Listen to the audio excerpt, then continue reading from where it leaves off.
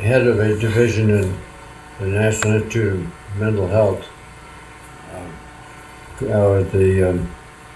I've forgotten the title I had, but anyway, I had a research lab there at Bethesda, Maryland.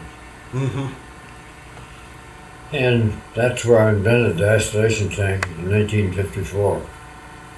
I was interested in what the mind did in the absence of external Stimulation. stimuli. Mm-hmm. So I invented the isolation tank for that purpose. Mm-hmm. Well, the one that's most important in that regard is the deep self, which tells about the experiences of 500 people in the isolation tank. Well, in the absence of external stimuli by known physical means, most people go internal and start analyzing themselves to themselves. And this varies over a whole spectrum of consciousness that people have. It's hard to summarize that. Well, my wife at the time, Tony, was in the tank and suddenly got claustrophobic. She burst out of the tank and then watched her claustrophobia go by and got back in. And she was fine from that point on. Wow. I call it the isolation tank. Yeah. Well, the isolation tank in the Virgin Islands, on the island of St. Thomas, was 8 feet deep and 8 feet square. And when I first took 300 micrograms of LSD, I hallucinated a memorandum from the National Institute of Mental Health. Never take LSD alone. One of the researchers took it along and his tape recorder ate him. And so I got into a panic at that point, but I realized later that my fear had projected me out further into the universe than anything else had ever done. So that was a great experience. And from that point on, everything else is downhill. Yeah. 100 times in 2 years. No. I didn't have to. I have a good memory. Mm-hmm. Well, you kept mental notes. Whatever you want to call it. Okay. What, if for someone who's never had any kind of experience of that sort, what is it that you feel they should know ahead of time? They'd get into a good isolation tank, a proper temperature and all the rest of it, and take either ketamine or LSD after they get in, and then relax and enjoy whatever happens. And don't panic.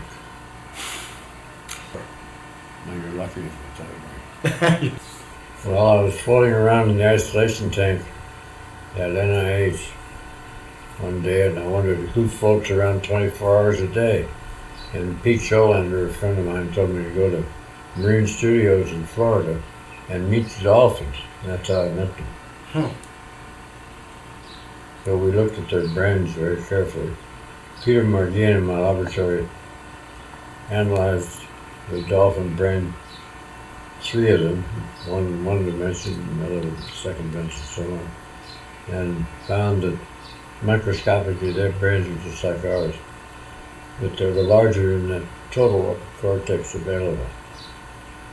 And the largest brain on the planet, of course, is a sperm neuron. That was a sample of over there. Mm-hmm. Of course. Well, language as we know it is in the human starts at 800 grams, goes up to 2,000 grams. And language, of course, is a definite change of reality. As soon as you learn language, your reality changes. So I imagine that, for instance, Orca-Sinus, the killer whale's brain was 3 times the size of ours, and the sperm whale brain was 5 times the size of ours. But there are various levels of attainment that they have that we don't have at all because our brains are too small. Now, wait a minute. I tried to talk to 200-gram brain humans It's impossible. One woman spent 20 years with a 300-gram human, and he learned 20 words. And I suggest then that the dolphins, the brain's larger than ours, and the sperm whale, the largest brain on the planet, have many more levels of language than we ever could think of to have. Dolphin communication? No, because I don't have those levels. I just know they're there, that's all. I have to make the theory that they haven't. And one woman that I know was in the biosphere group, went swimming with sperm whales in the Indian Ocean, where there's a sanctuary for them. And when she came back from that, I didn't know her at all. She'd been so transformed by that communication with those sperm whales that she was a entirely new person. Level of frequency into our system? The dolphin trainer in New Zealand, we used to stand beside the dolphin tank and visualize what he wanted them to do, and they'd do it. So there's a communication with us and them, which is not spoken language, something else. Well, those people that aren't paying attention. Well, we just got a tape from Australia in which Scott Taylor explains the cetacean nation. 71% of the planet has oceans, and there are 79 species of cetaceans in those oceans. And they, of course, communicate with one another, but they don't communicate with us.